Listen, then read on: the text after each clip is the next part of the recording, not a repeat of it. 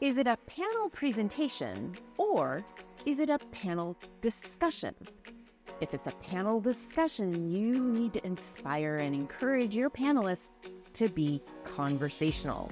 My name is Kristin Arnold, and I am a master facilitator, as well as a leading authority on panel discussions. And it is a skill to inspire your panelists to be more conversational. Let's find out more.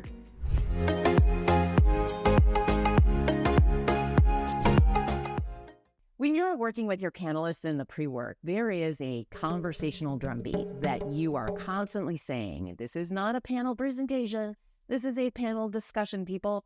I hope that you are going to make this a discussion. That being said, they might not follow that very well because they're kind of used to that ping pong match that happens with the panel moderator who asks a question, they answer the question, it goes to another panelist, and they don't really have that conversation among themselves. And that's what you're really trying to inspire. So here are 6 different methods that you can use as a moderator in the panel discussion that can inspire that kind of conversation. So ask some open-ended questions that require information. It's not a yes or a no answer. It requires more conversation. For example, what are your thoughts about this? How might we do this? What are your ideas about? Would you please say more about that? Can you help us to understand your perspective? How do you see that working? These are all open-ended questions that do not have a right or a wrong answer.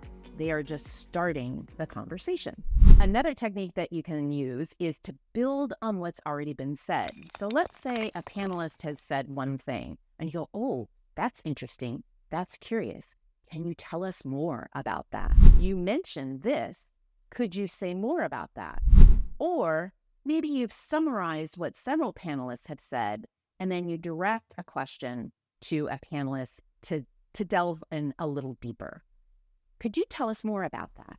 So those are all examples about probing a little bit further based on what has already been said. Another technique that you can use is to ask for clarification about something that's already been said. For example, what do you mean by that? And put in the phrase about what they're talking about. Like, so what do you mean about that? How do you see that working? These are all examples of asking for clarification. Something doesn't smell right to you, doesn't sound like you know enough about it, so you're going to ask a question that asks for clarification. Another strategy that you can use is to check for understanding. In that somebody says something and maybe they've gone on a little too long, or maybe it's not quite crystallized. You could, in essence, crystallize that, summarize that, headline it, and then say, do I have that right? Is that what you mean? These are examples of checking for understanding. So what I hear you saying is, as I understand it, what you're saying is, let me see if I understand what you're saying. So you think, you believe, you hope, you feel that. These are ways that you can check for understanding. Now, I'm just curious. I just want to check for understanding. Of those techniques, which of those techniques do you use when you're moderating a panel discussion? And can you see how they extend the conversation, how they inspire that conversation? So if you do, I'd love for you to write something down in the notes. And while you're there, why don't you hit the like button and subscribe as well? Okay, so we've covered 4 different techniques. We're going to cover 2 more. One is to segue your way into another piece of the conversation. So let's say you don't like the tone of the conversation. You think it's kind of petered out. It's not exactly where it needs to go. You transition by taking an element. Well, we've talked about this. How about if we go over here? These are ways that you can segue into a different aspect of your topic. So you could say, that's an interesting point. Let's check out this idea.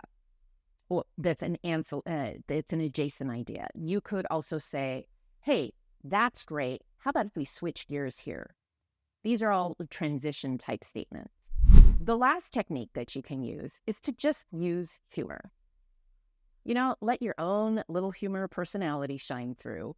That when you feel like the conversation isn't being conversational, when the panel is not being conversation, just like use your own humor to create a little laughter, a little levity, and that in itself sometimes inspires conversation. The challenge for any panel moderator is to choose the right path forward to get your panelists to have more of a conversation among themselves. Now, you can certainly use a conversational drumbeat to tell them ahead of time that that's what you're looking for, but sometimes they're looking for you to help make those bridges.